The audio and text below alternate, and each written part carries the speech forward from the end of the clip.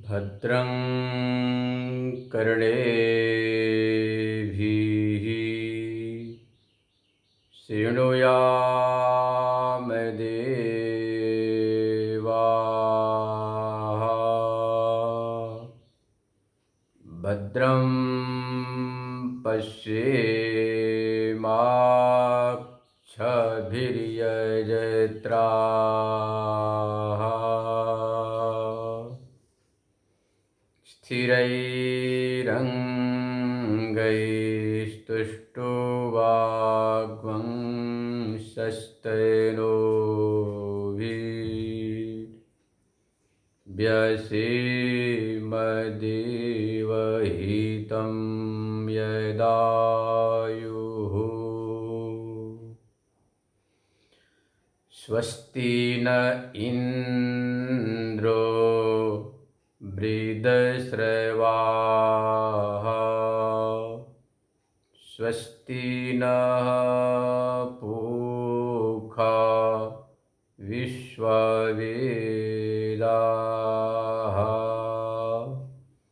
स्वस्ति नस्तार्क्ष्यो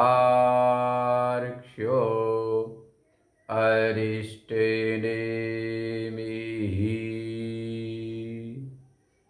स्वस्ति नो बृहस्पतिर्दधातु ॐ शान्तिः शान्तिः शान्तिः।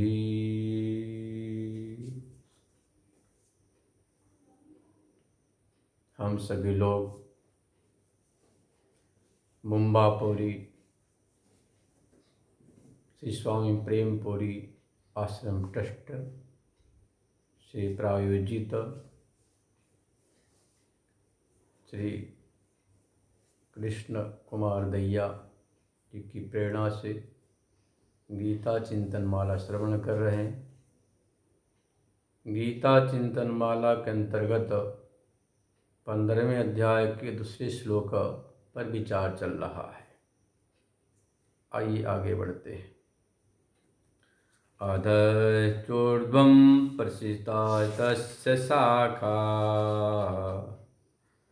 गुणप्रवृद्धा विषयप्रबाला अधश्च मूलान्यनुसन्ततानि कर्मानुबन्धीनि मनुष्यलोके।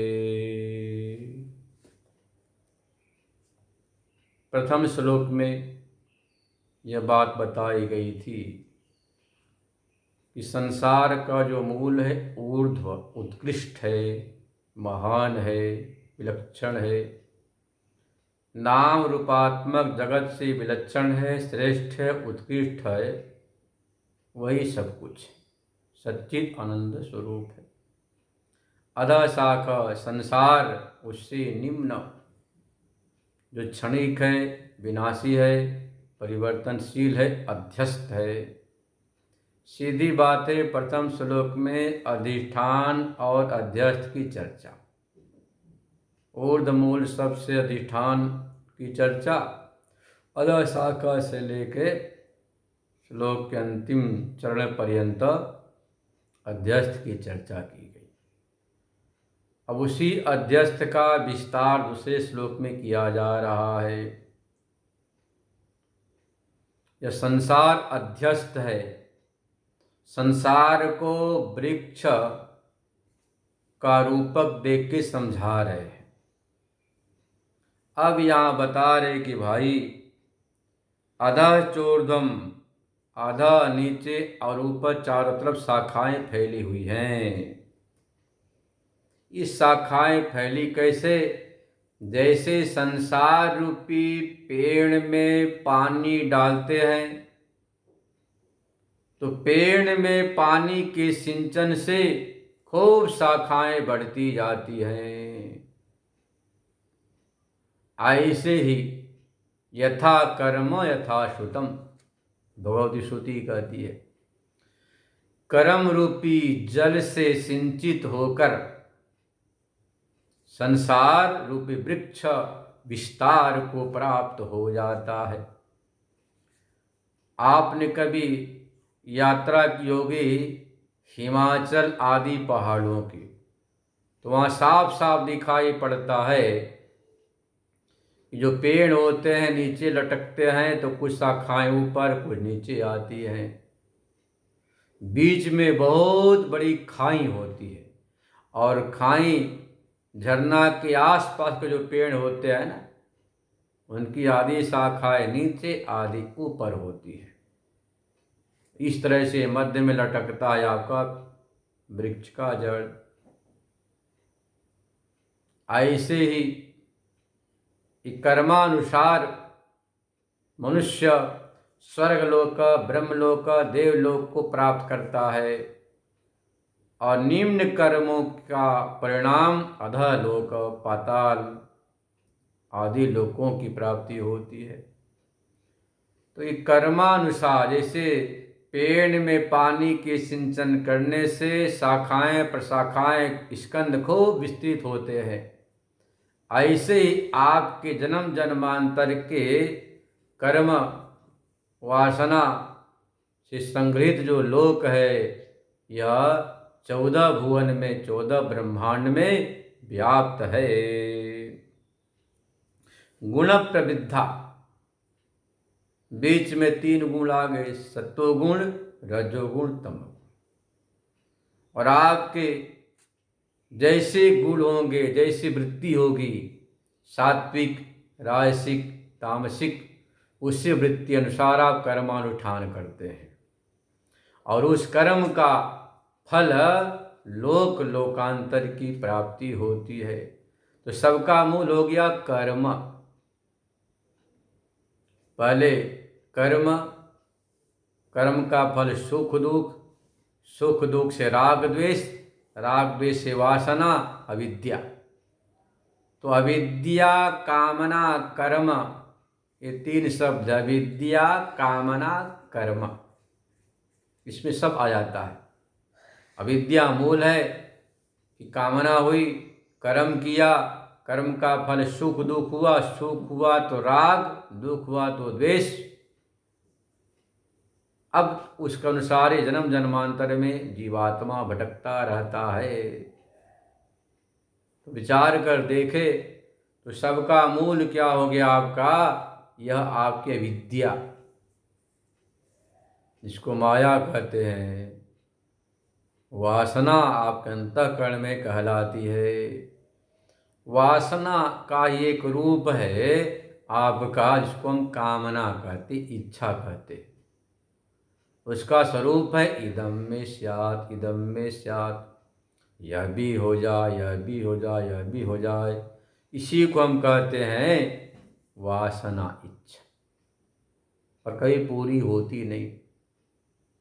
आप पूरे हो जाते, पर कभी आपकी इच्छा पूरी नहीं होती, क्योंकि इसका स्वरूप है कभी पूरा नहीं होना।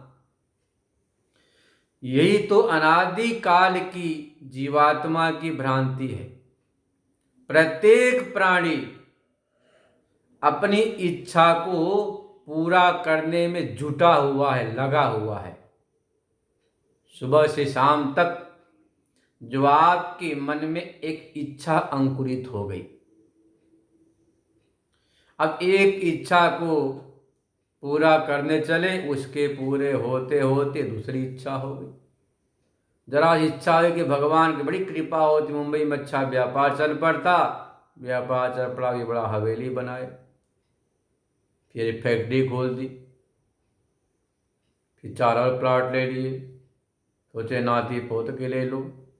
तो आप नाती पोते पर पोते के हिसाब से इतना विस्तार करते हैं, तो इच्छा कहीं पूरी होती नहीं, और इच्छा उभरती जाती।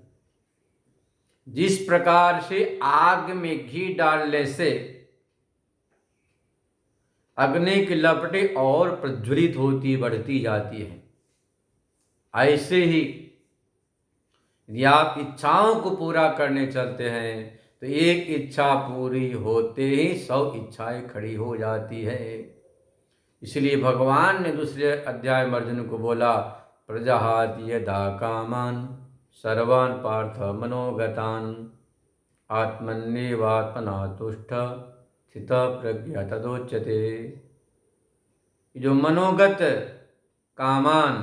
मनोगतान कामान प्रजहाति, जिस समय अपनी इच्छाओं को आप त्याग देते हैं ज्ञान से। देखो दोनों उपाय छोड़ने का, ज्ञान मार्ग, भक्ति मार्ग। तो ज्ञान मार्ग से आप यह निश्चय कर लेते हैं कि संसार काल्पनिक है, अध्यस्त है, आरोपित है, मिथ्या है, बाधित है, परिवर्तनशील है, स्वप्नवत है, दृष्ट नष्ट नगरवत है। इस प्रकार जब आप ज्ञान मार्ग से निश्चय कर लेते हो तो अपने आप इच्छाओं का त्याग हो जाता है। जो चीज मिथ्या है, दृष्ट नष्ट स्वभाव वाली है, गंधर्व नगरवत है, काल्पनिक अध्यस्त है, उसके पीछे क्यों भागना। और एक न एक दिन तो यह सब छूट ही जाएगा। आज नहीं तो कल मौत छुड़ा लेगी। इस प्रकार से विचार करके चित्त में जब विवेक का अंकुर फूटता है, वह जो विवेक का अंकुर है वैराग्य से बढ़ता है। जब वैराग्य से विवेक और दृढ़ होता है तो दृढ़ होने के बाद फिर आप एक दिन प्रजहात यदा कामान हो जाते, सारी कामनाओं को छोड़ देते, जिसको बोलते हैं विचार पूर्वक नित्यानित्य का विचार करते हुए इच्छाओं को छोड़ देना। नित्य तो मात्र एक परमात्मा है, ब्रह्म है, वही है, संसार अनित्य है, ऐसा सोच करके आप अपनी इच्छाओं को प्रजहाति छोड़ देना। एक रास्ता यह है। उस समय आप स्वरूप में प्रतिष्ठित हो जाते हैं। दूसरा उपाय है भक्ति मार्ग। सब कुछ परमात्मा के चरणों में समर्पित कर देना, बस सब आप ही हो। जिसको कहते हैं त्वमेव माता च पिता त्वमेव बंधु च सखा त्वमेव विद्या द्रविणं त्वमेव सर्व मम देव देव। समर्पण जो आपको सुलभ, हमारे स्पष्ट कहा गया है, यथा इमध्यानाद्वा। भगवान पतंजलि ने बहुत सारे तमाम साधन बताए ईश्वर प्रणिधानाद्वा, ईश्वर के प्रणिधान से, विचार से, विवेक से, भक्ति सब बताया। अंत में कह दिया यथाभिमत ध्यानाद्वा। जो भी आपको हिम्मत हो, यथा हिम्मत हो, उसके द्वारा ही परमात्मा तक पहुंच सकते। तो नारायण हमारे जीवन में स्पष्ट होना चाहिए, साफ हो जाना चाहिए, बिल्कुल साफ हो जाए कि संसार तो असत है, मिथ्या है, काल्पनिक है, परिवर्तनशील है, एक दिन छूटने वाला है। यदि आप विवेक पूर्वक संसार को, जो आपके मन में छुपा हुआ है, जो आप अपने इच्छाओं को किसी के सामने प्रकट नहीं करते हो, छुपा के रखते हो, और जब इच्छाएं मन में छुप कर रहती है तो रात को सपना देखते हैं, और वही सपना जब व्यवहारिक धरातल पर साकार हो जाता है तो फूल के कुप्पा हो जाते हैं कि भगवान की बहुत बड़ी कृपा।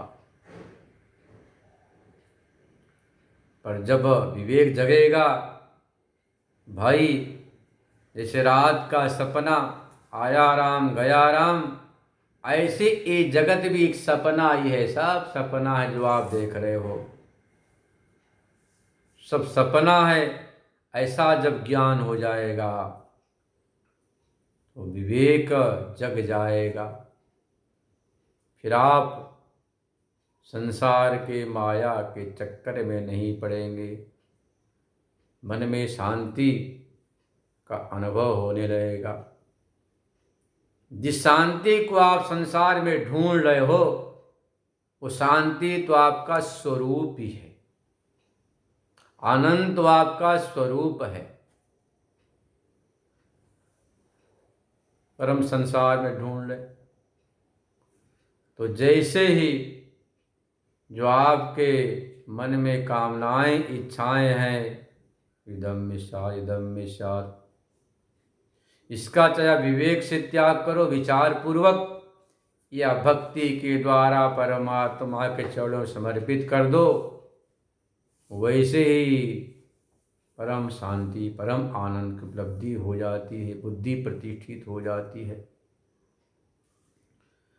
तो संसार वासना के जाल से दृढ़ हो रहा है। तो बता रहे हैं यह जो है गुण प्रविद्या, 3 गुण है, और तीनों गुणों से चित्त में वासनाएं होती, वासनाओं से बड़ा हुआ है विषय प्रवालः। ये जो विषय है, नाम रूप शब्द स्पर्श गंध, विषयों से यह अंकुरित हो रहा है, बढ़ रहा है, कोमल कोमल पत्ते के समान। जब किसी पेड़ का पत्ता निकलता है तो सबसे पहले लाल लाल कोमल उसके कोपल होते, फिर धीरे धीरे हरा हो जाता है, और अंत में सूख करके बिल्कुल वह पीला स्वर्ण वर्ण का हो जाता है। ऐसे ही ज्ञान संसार के चीजों को अनुभव करते करते जब पक जाता है, तो पकने के बाद दृढ़ वैराग हो जाता है, तो सूखे पत्ते के समान, सूखा पत्ता हवा से बाएं गया दाएं गया ऊपर नीचे कोई फर्क नहीं पड़ता। तो ज्ञानी का जीवन भी सूखे पर्ण के समान होता है। कोई बुलाया तो आ गया, पधारो महाराज, नहीं बुलाया तो जहाँ वहीं पर राम राम करता। कोई मन में उसको किसी प्रकार की इच्छा नहीं होती है। पर देखो जो सूखा पत्ता है वह तो स्वर्ण वर्ण का, पर हरा ये प्रतीक है आपके रजोगुण का, तमोगुण का। लाल लाल रजोगुण का प्रतीक है, धीरे धीरे हरा हुआ, तमोगुण की तरफ बढ़ा, वहां से सूख कर बिल्कुल जीर्ण शीर्ण हो। ऐसे हमारा जीवन, बाल्यावस्था जिसको बोलते लाल, हमारा लाल है, हीरा मोती बोलते। युवावस्था हरा भरा हो गया, बुढ़ापे में जीर्ण शीर्ण पत्ते के समान, जिसका कोई कदर नहीं, हवा की झोंक से कभी बाएं कभी दाएं, कभी बड़े बेटे के पास कभी छोटे बेटे के पास, बेचारा परेशान होता है। और आत्मज्ञान हो जाए तो परेशानी समाप्त हो जाती है। तो बोले कि यह जो विषय का प्रवाल है, विषय ही अंकुर है, इसलिए विषय को त्यागो। अधच मूलान संततानि, यह जो मूल है अध नीचे भी व्याप्त है। आपने कभी गांव में देखा होगा जो वटवृक्ष का जो मूल जो जड़ होता है, आज इस शुक्रताल में वह बट है ऐसा लोग कहते हैं, पर वहां जाने के बाद चाहे कितना भी देखो पता नहीं चलता मूल कौन सा, क्योंकि बट वृक्ष की जब जटाएं नीचे गिरती हैं तो वहीं से एक उसका स्कंद खड़ा हो जाता है, शाखा टहनी स्कंद, फिर आगे पेड़ चल पड़ता है। अब एक मूल जड़ है, मान लो 25 जड़, उसकी जटाएं नीचे गिरी, वर्षा हुई, पानी पड़ा और वही जड़ बन गया, शाखा बन गया, हरे पत्ते निकल गए, स्कंद आ गए, टहनियाँ आ गई, फूल फल निकल आए। तो वह जो मूल था वास्तविक वटवृक्ष का, वह ढक जाता है। उसकी जटाएं हैं जमीन पर गिरती हैं, वहाँ से वही स्कंद रूप लेकर के उसमें पत्ते हरे आ जाते हैं, शाखाएं प्रशाखाएं। ऐसे यहाँ पर बता रहे अधः च मूलानुसंतानी, उसका मूल अधः नीचे व्याप्त, और पता ही नहीं चलता कि असल में मूल कौन सा है।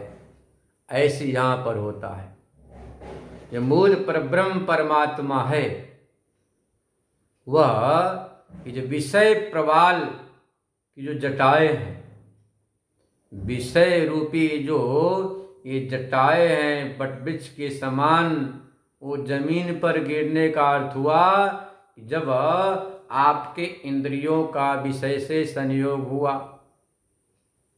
अब संयोग होने के बाद कर्म प्रारंभ हो गया।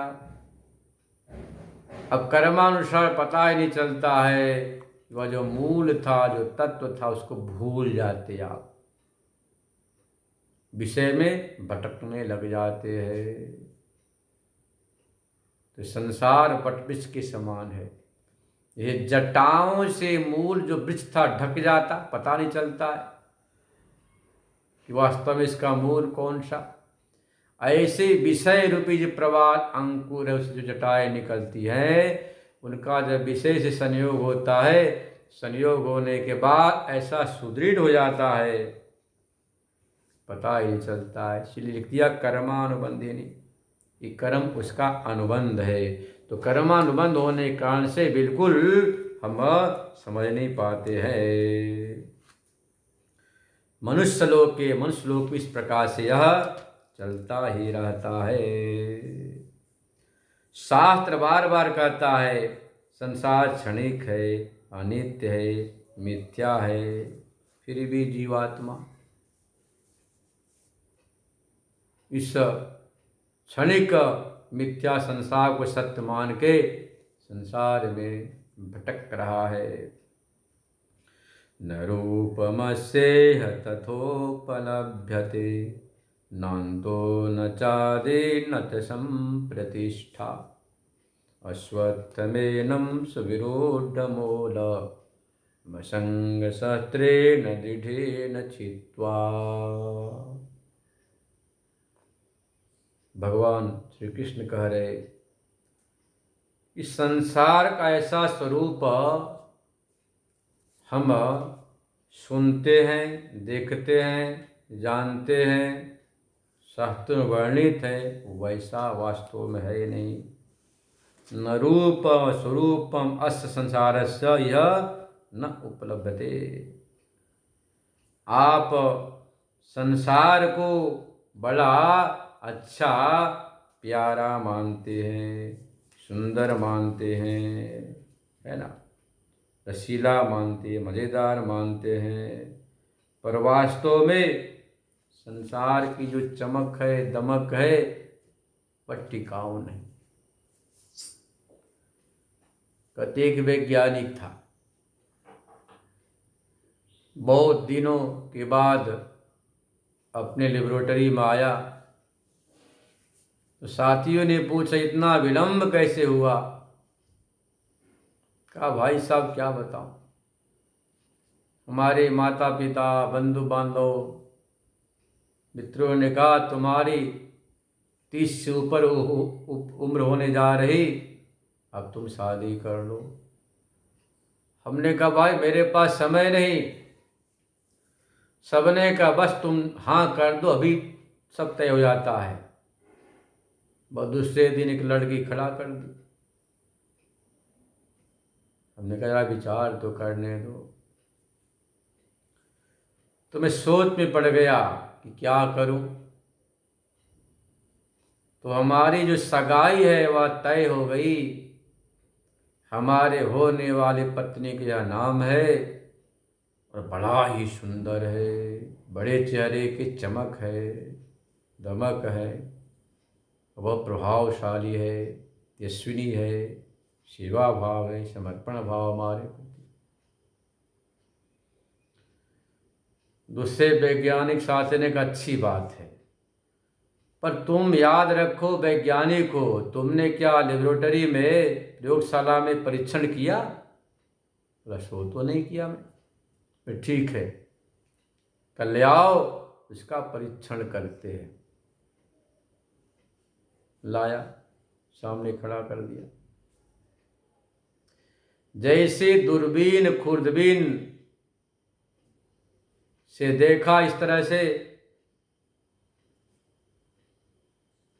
तो उसके जो रोमकूप गोल गोल भयंकर गड्ढे, वो चीख पड़ा, अरे जिसको मैं सौंदर्य कहता था वह तो बिल्कुल जंगल सा है।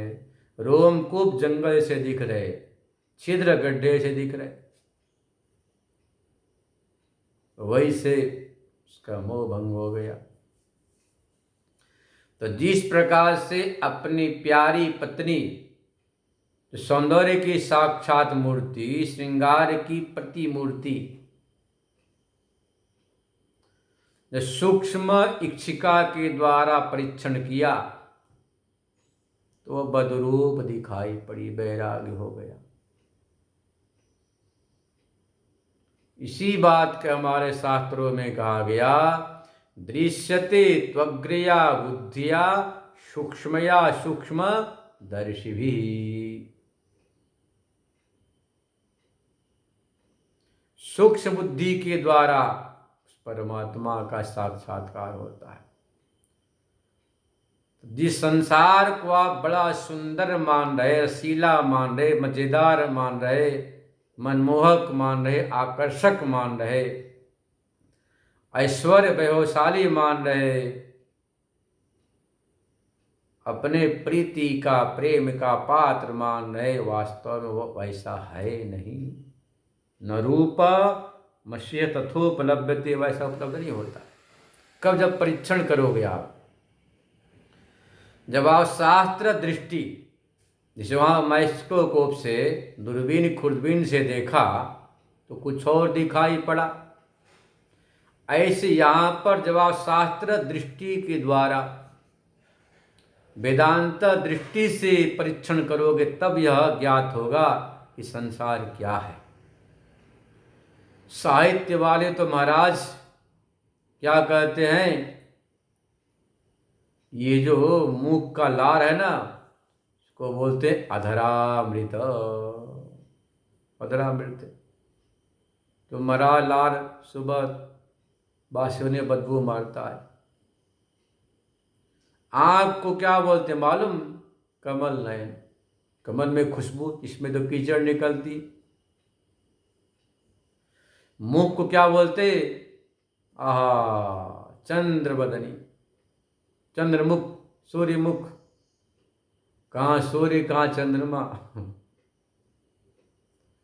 पर जो मुहांध होता है, मुहाक्रांत होता है, वो ऐसा ही कहता, उसको चंद्रमा दिखाई पड़ता, सूर्य दिखाई पड़ता मुख। परंतु वही मुखौटा बुढ़ापे में आते आते झुर्रियां पड़ जाती हैं, सारी चमक दमक समाप्त। श्री नारायण, जो हमारे यहाँ जो विवाह पद्धति है वैज्ञानिक, चमड़े के चमक को देखकर विवाह नहीं करते, शास्त्र से विचार करते। क्योंकि नियम है कारणाभावे कार्याभाव। जिस चमड़े के चमक को देखकर, दमक को देखकर, आकर्षण को देख विवाह किया, वह यदि समाप्त हो गया तो तलाक हो जाता। क्योंकि आपने चमड़े के चमक शादी किया था और समाप्त हो, विवाह भी समाप्त, प्रेम बिखर जाता। पर यदि आपने गुण को, शील को, स्वभाव को, परिवार को सब विचार कर किया, तो वह विवाह टिकाऊ होता है, स्थायी होता है। विवाह यज्ञ रूप आपके जीवन को पूज्य, वंद्य, आराध्य बना देता है। जीवन में चार चांद लग जाते हैं। परंतु जो चमड़े के चमक को चंद्रमुखी समझ कर विवाह करते हैं, जैसे चमड़े की चमक गई विवाह भी खट जाता है। इसी बात को भगवान बोल रहे कि भैया ये जो संसार दिखाई दे रहा है ऐसा है नहीं। न रूपमस्येह तथोपलभ्यते नान्तो न चादिन्न च संप्रतिष्ठा। संसार का स्वरूप आपात रमणीय है। आपात रमणीय का मतलब होता है बिना विचार किए अविचारित रमणीयता, सौंदर्यवत्ता की अनुभूति हो रही, प्रतीति हो रही। प्रसाद से परीक्षण करो, विचार करो कि शरीर क्या है, पंचभूतात्मक है। पृथ्वी, जल, तेज, वायु। पंचीकरण प्रक्रिया से शरीर आपका बना है और अंत में पंचभूत में विलय हो जाता है। परंतु बिना विचार किए इसमें सौंदर्य, इसमें जो है ना आकर्षण की प्रतीति होती है, चमक की, दमक की, और वह टिकाऊ नहीं है। यदि आप चमड़े के अंदर जाओ, साथ से विचार करो, शास्त्र दृष्टि से विचार करते हैं तो हाड़ मांस चाम का पुतला, इसमें मल मूत्र का ढेर भरा है, तुरंत वैराग्य हो जाएगा। और वैराग्य ही परमात्मा को मिलाने का प्रथम सोपान है। ये वैराग्य हो गया तो अपने आप आपकी मनोवृत्ति संसार से हट जाएगी। तो संसार से हटेगी तो अपने आप परमात्मा की तरफ आप बढ़ेंगे। बीच में विवेक आता है। विवेक वैराग्य को मजबूत करता है, विचार वैराग्य को मजबूत कर देता है। योग दर्शन में 4 प्रकार के वैराग्यों को बताया, जो यतमान, एकेंद्रिय, व्यतिरेक और वशीकार। यतमान वैराग्य जो बिल्कुल आप प्रारंभ में जो चित्त में वैराग का अंकुर होता है, उसको यतमान संज्ञा दिया कि संसार बिल्कुल बेकार है, व्यर्थ है।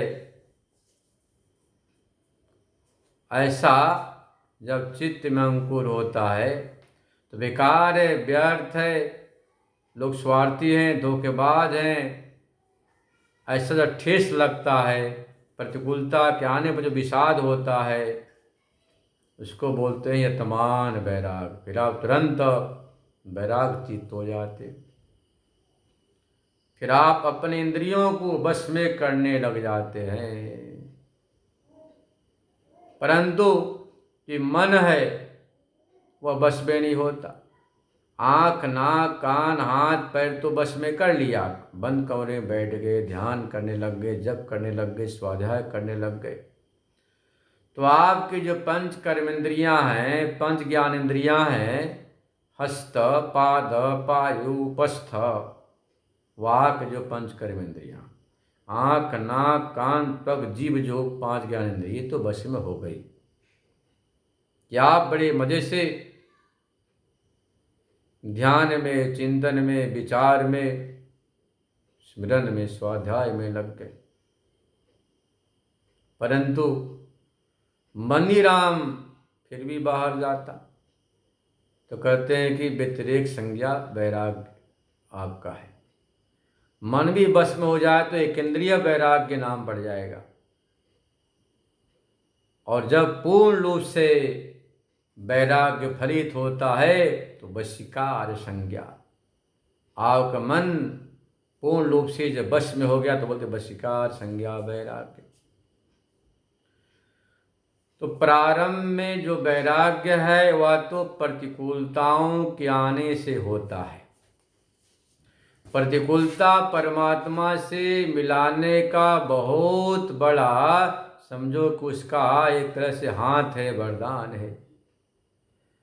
जब आपके जीवन में प्रतिकूलता आए तो समझना कि परमात्मा की बहुत बड़ी हमारे ऊपर कृपा हो रही। कृपा नहीं, परमात्मा के अनुग्रह की मूसलाधार वर्षा हो रही। जब प्रतिकूलता आए, चाहे शारीरिक हो, मानसिक हो, दैविक हो, सामाजिक हो, पारिवारिक हो, प्रतिकूलता बोलते हैं जब आपके विपरीत आचरण करने लग जाएं। परिवार में कई बार होता है, आपकी बातें पत्नी नहीं मानती, पति नहीं मानता, पुत्र नहीं मानते, समाज के लोग नहीं मानते, या विपरीत आचरण करते हैं तो बड़ा भारी चित्त में वैराग्य होता है। तो आपके मन के मुताबिक कोई व्यवहार न करे, आपकी इच्छा के अनुकूल कोई व्यवहार न करे, तो आपके मन में बड़ा भारी वैराग्य होता है कि सब बेकार है। तो जो संसार से मन का हटना है, यह वैराग्य प्रथम यतमान वैराग्य को जन्म देता है। इसके बाद विचार का रोल आता है, रोल। फिर अब विचार करते हैं तो विचार करते करते करते आप जो है ना फिर प्राप्त कर लेते हैं धीरे धीरे एक इंद्रिय वैराग्य को। और विचार हुआ तो व्यतिरेक संज्ञा हो गई। पूर्ण रूप से मन को वश में कर लिया तो वशीकार संज्ञा।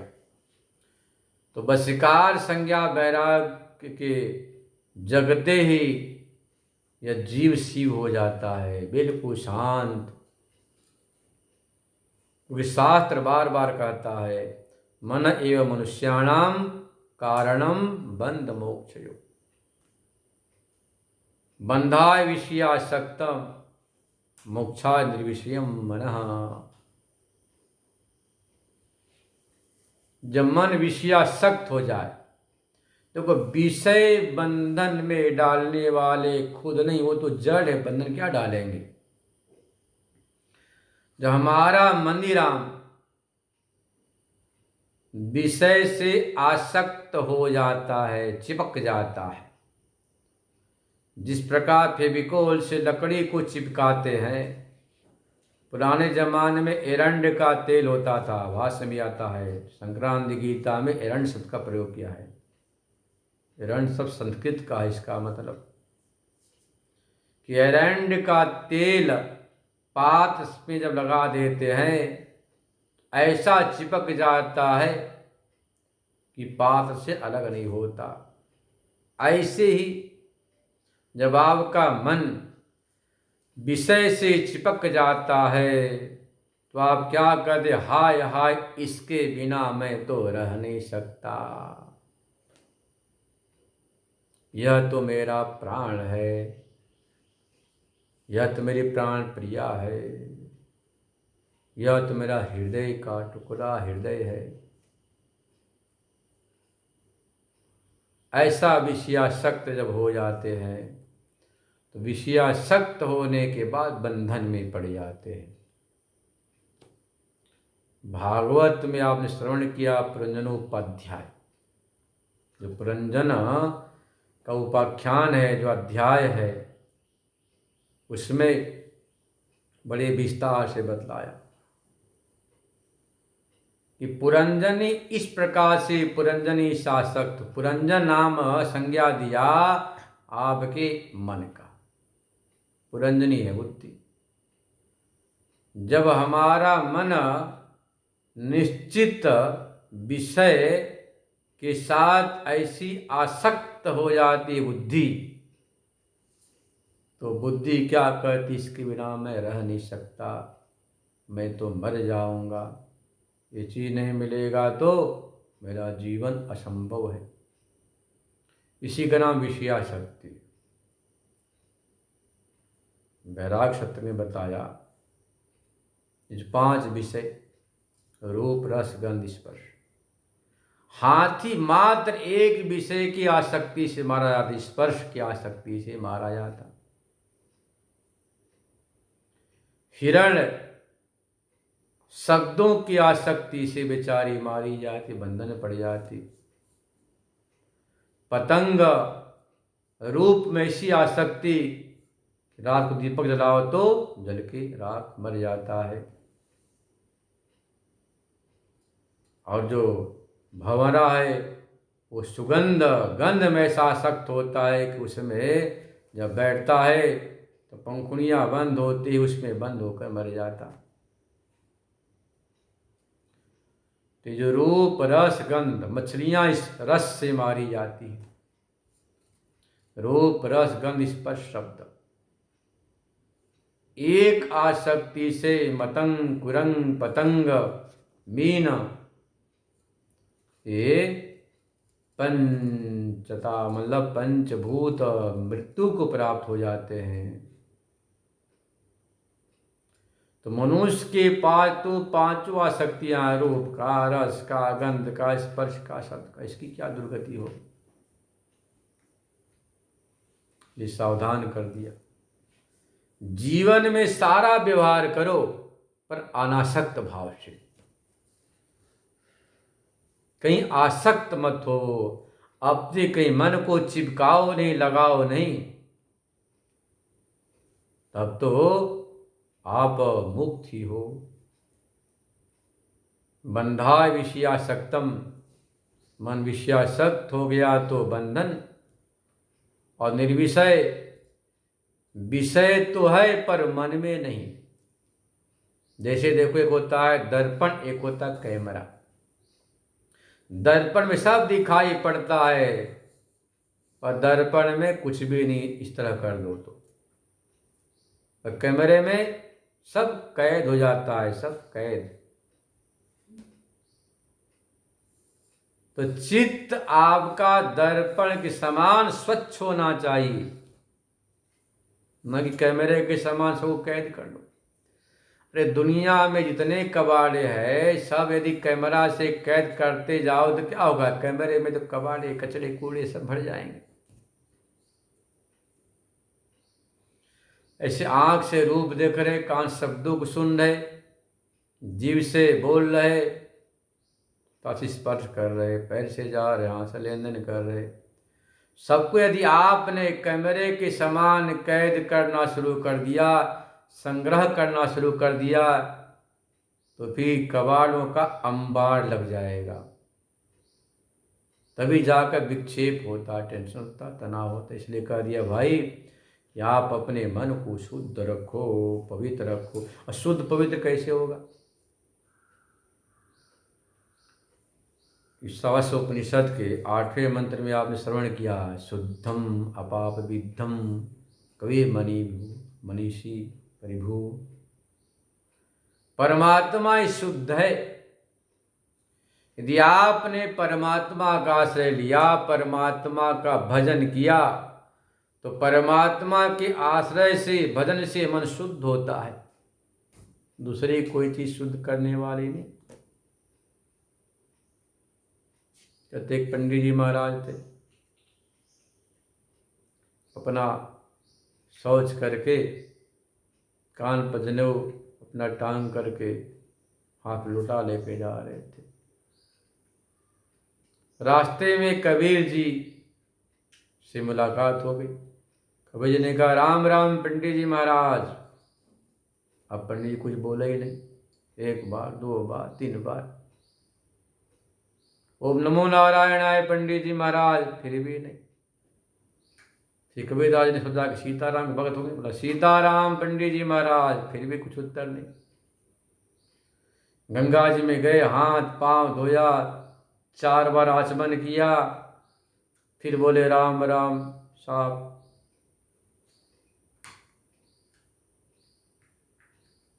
कबीरदास जी ने कहा, इतनी देर लगाई आपने राम राम बोलने में? बोले क्या बताऊं साहब, अशुद्ध था। कबीरदास जी ने कहा कि शुद्ध कैसे हुए? भाई मैंने हाथ पैर धोया, 4 बार आचमन किया, अपवित्र पवित्र हुआ, सर्वावस्थांगतो विवाह, स्मृत पुंडरीकाक्ष सबायाभ्यंतरः शुचि, जल का छींटा हमारा शुद्ध हो गया। बोले अच्छा, ये बताओ ये जल शुद्ध कैसे हुआ? वो तो भगवान के नाम से शुद्ध होता, वही तो बात मैं बोल रहा, राम राम। तो देखो भगवान शुद्ध है, सब कुछ भगवान से शुद्ध होता है नारायण। जीवन में भगवान का नाम नहीं, सत्संग नहीं, स्वाध्याय नहीं, चिंतन नहीं, विचार नहीं, तो आपका जीवन शुद्ध नहीं हो सकता। जीवन शुद्ध नहीं तो शांति नहीं मिल सकती। लोग बोलते महाराज हम सत्संग बहुत सुनते सुनते सुनते पक गए, 25 वर्ष बीत गए, जरा भी शांति नहीं। अब बताओ ये शांति कैसे मिलेगी? बाल पक गए सत्संग सुनते सुनते। कारण यह है, श्रवण तो बहुत किया आपने, परंतु चिंतन नहीं किया। श्रवण करने के बाद जब आप चिंतन करते हैं तो शुद्ध पदार्थ आपके चित्त में धारित होता है। जब शुद्ध पदार्थ धारित होगा, शुद्ध जो परमात्मा है, तभी जाकर आनंद शांति की अनुभूति होती है। इसलिए जीवन में चिंतन बहुत आवश्यक। यह स्पष्ट कर दिया कि भाई न रूप मस्य ततोपलभ्यते, जैसा संसार का सौंदर्य दिखाई दे रहा वैसा है नहीं। इसके चमक के पीछे अपनी जवानी को बर्बाद नहीं कर देना। लोग यही तो करते। पतंग के समान से पतंग को रूपाकर्षण होता। रात को दीपक जलाओ, पतंग आगे खूब घूमता है, बड़े प्यार से उस दीपक के चारों तरफ खूब नाचता है, चक्कर लगाता है चारों तरफ, खूब पतंग के आगे पीछे गुंग गुंग करता है। उस पतंग से इतना उसका प्यार मोहब्बत हो जाता है, उसका कतलार प्यार दुलार मोहब्बत बोलते हैं ना, आसक्ति आकर्षण, कि अंत में धोखे से उसमें जल के खाक हो जाता है। पतंग अज्ञानी जीव, छोटा सा बेचारा, जैसे वो दीपक के चमक से इतना उसका प्यार हो गया, आकर्षण हो गया, मोह हो गया, मोहांध हो गया कि समझ नहीं पा रहा कि दीपक में चमक है तो साथ में जलाता भी है। दग्धृत्व, प्रकाशकत्व, लोहित वर्ण, तीनों आपके स्वभाव है ना, स्वरूप है, जल के राख। ऐसे संसारी जीव इस संसार के चमक को देखकर इतना आदि आसक्त हो जाता है कि पूछो नहीं। ये तो मात्र मैंने चमड़े की चमक कही, अब देखो ये पत्थर की चमक है। गरीब से गरीब आदमी भी चाहे तो मजे से राम राम करते हुए 100 वर्ष निकाल सकता, पर देखता है कि पड़ोसी का जो मकान है, जो फर्श है, जो दीवार है, सीढ़ियां है, बाथरूम में, वो चम चम चमक रहा, चमचमाहट है। अपने वैसे होने चाहिए। आप अपने मन को एक बार समझा भी लेते हो, पर बच्चे कच्चे, पत्नी का दादी ऐसा नहीं, कुछ तो करो, कुछ नहीं तो कम से कम बाथरूम को चमकाओ। बाथरूम के को चमकाए, फिर बोलती कि फर्श बेकार लगा इसको चमकाओ, बरांडा को चमकाया, बोलती अजी लोग ताना मारते हैं कि तुम्हारा बाथरूम बरांडा तो बढ़िया परंतु कमरे तो फर्श ठीक नहीं। अब कमरे के बेडरूम के चमचमाहट युक्त लगाया टाइल्स ग्रेनाइट लगाया। अब वो ऐसा हो गया कि जरा सा पानी गिरा इतने में कमर की हड्डी टूट गई। होता है ना। अरे जो पहले जब पत्थर थे बिना चमक के बढ़िया थे, कुछ शिकायत नहीं थी, कुछ समस्या नहीं थी, उसमें तो गंदगी भी छिप जाती थी। पर आज का जो टाइल्स की चमक है उसमें गंदगी छिपती, जरा तेल घी पानी गिर गया तो पैर रपट जाता है, कमर की हड्डी टूट जाती, पैर की हड्डी टूट जाती, हाय हाय करते। तो बताओ चमक से रहित जो फर्श वो बढ़िया कि चमकीला जो टाइल्स फर्श बढ़िया? कौन सा बढ़िया? तो आप देखो कमरे के चमक को सजाने लग गए, पूरी पैसे की बर्बादी, बीमारी का घर, साफ सफाई की नई समस्या खड़ी हो जाती।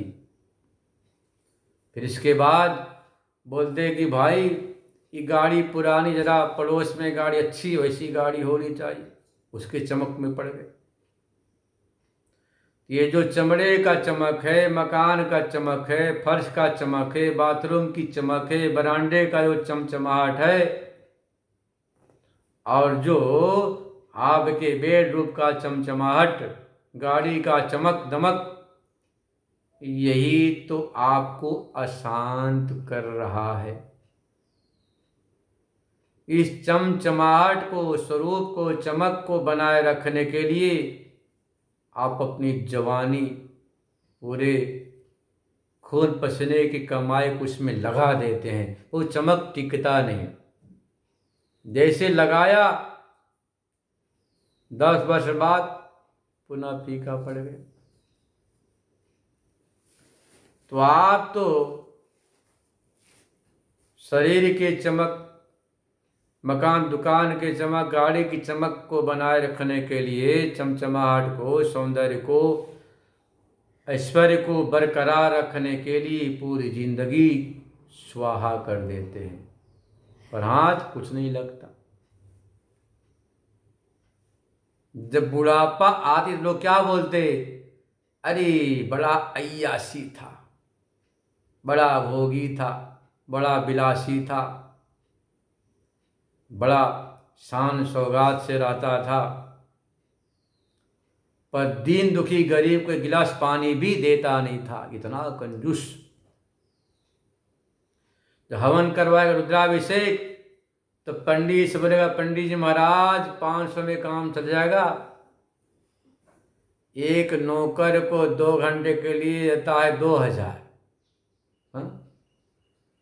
और जो पंडित जी सारे शास्त्रों का मंथन करके, परिश्रम करके जो मंत्रों को पढ़ते हैं, इस लोक से देवलोक तक संबंध स्थापित करते हैं,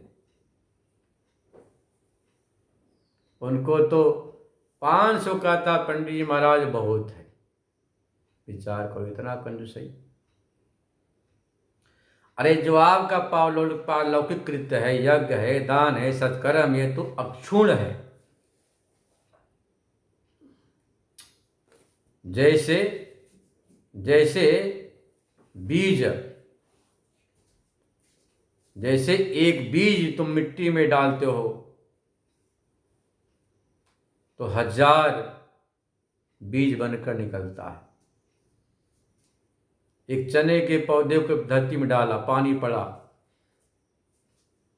और वह पौधा कुछ काल के बाद अंकुरित होकर, पल्वित पुष्पित होकर हजारों चनों को प्रकट कर देता। ऐसे यदि आप सत्कर्म में अपने धन को लगाते हैं, तन को, मन को, धन को, मन को, तो अनंत पुण्य को, फल को प्रदान करता है। तो नारायण, इस संसार जैसा दिखाई दे रहा वैसा है नहीं। हिंदी अर्थ निकला इसका कि न रूप मस्यः तथोपलभ्यते, जैसा संसार वृक्ष का स्वरूप दिखाई दे रहा, हरा भरा बड़ा भारी बट का पेड़ चारों तरफ से फैला हुआ है, हरे बड़े पेड़ पर खूब पक्षियां चहक रही हैं, घोंसले बना रही हैं, उसकी छाया में मृग विश्राम कर रहे हैं। आदमी अपने परिश्रम को दूर कर रहा है, आराम सो रहा है, पर वह वैसा है ही नहीं, आपात रमणीय है। ऐसे यहाँ पर तो संसार की फलश्रुति जनश्रुति है, इस फल और जनश्रुति के अनुसार आप चलते हैं और चलते चलते आप थक जाते, वहां तक पहुंच नहीं पाते। आप उस मूल को ढूंढ नहीं पाते कि मूल है क्या। जैसे बटवृक्ष के जो पत्ते हैं, टहनियाँ हैं, शाखाएं प्रशाखाएं हैं, जो फल हैं, फूल हैं, जो रस है, उसी के इर्द गिर्द पशु पक्षी घूमते रहते हैं। कोई बिरला ही बटवृक्ष के मूल तक पहुंच करके शिवलिंग स्थापित करके भगवान शंकर का अर्चन बंदन करके अपनी सार्थकता सिद्ध करता है। पर पशु पक्षी कीड़े मकोड़े इर्द गिर्द घूमते हैं। ऐसे जो अज्ञानी जीव है, पशु पक्षी के समान इस संसार रूपी जो वृक्ष है, उस वृक्ष के जो पत्ते हैं, अंकुर हैं, पल्लव हैं, जो आपके विषय हैं, रूप रस गंध स्पर्श शब्द, इन्हीं के पीछे पीछे भागते भागते पूरा हो जाता, पर परमात्मा तक पहुंच नहीं पाता है। इसलिए जैसा दिखाई दे रहा वैसा संसार है ही नहीं। ये वास्तव में संसार में सौंदर्य होता, रस होता, आनंद होता, तो सौंदर्य रस जो आनंद है उपलब्ध होना चाहिए। बुढ़ापे आते आते अपना शरीर ही फीका पड़ जाता है, झुर्रियाँ पड़ जाती हैं, बाल सफ़ेद हो जाते हैं, अंग टेढ़े हो जाते हैं।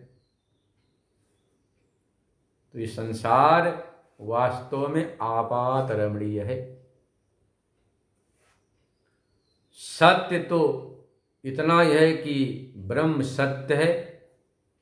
श्री वेद में प्रार्थना किया, असतो मां सद्गमय, तमसो मां ज्योतिर्गमय, मृत्युर्मा अमृतम गमय। संसार असत है, उससे सत की तरफ हम बढ़े, तमस से ज्योति की तरफ बढ़े, और मृत्यु से अमृत की तरफ बढ़े, ये प्रार्थना किया। तो अज्ञानी जीव संसार के ऊपरी ढांचा को देखकर संसार से ठगा जाता है। अब बुढ़ापे में सभी कहते हैं कि महाराज संसार ने हमको ठग लिया,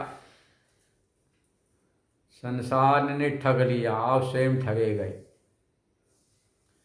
आपने संसार के आपात रमणीयता को ठीक से नहीं समझी, इसलिए आप संसार में भटक गए, ठगे गए। आप संसार के स्वरूप को समझ लेते, यह परिवर्तनशील है, स्वप्नवत है, दृष्ट नष्ट स्वभाव वाला है, तो आप संसार के पीछे नहीं भागते। तो नारायण स्पष्ट कर दिया भगवान ने, न रूप मस्तोपलभ्यते, जैसा दिखाई देता वैसा है नहीं, है तो मात्र एकमेव द्वितीय सत्य आत्मा ही है।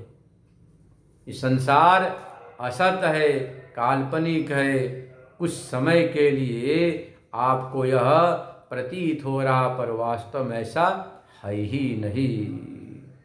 शेष कल विचार करेंगे। ओम पूर्णमदः पूर्णमिदं पूर्णात् पूर्ण